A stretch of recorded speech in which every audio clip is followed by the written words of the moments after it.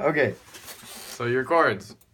Remember you play the C major chord in your right hand and just the C in your left hand.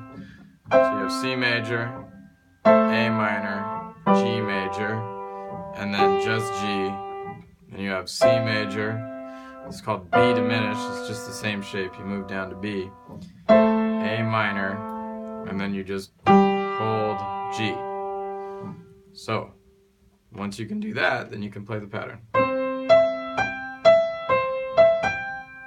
Then A minor,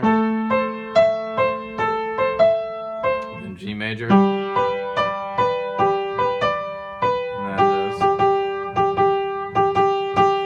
then you go back to C major, then B diminished, then A minor,